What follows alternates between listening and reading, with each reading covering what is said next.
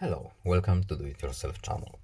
Today I will show you where to find the options and how to change our screen color mode to natural in Samsung Galaxy S22.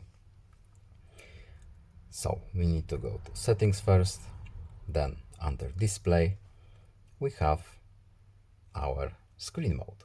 By default it's set to vivid mode, but if we want our colors more natural, we can change it right here.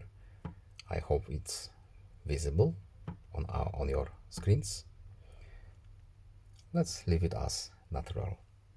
I hope this video was helpful to you. Please leave a like and subscribe.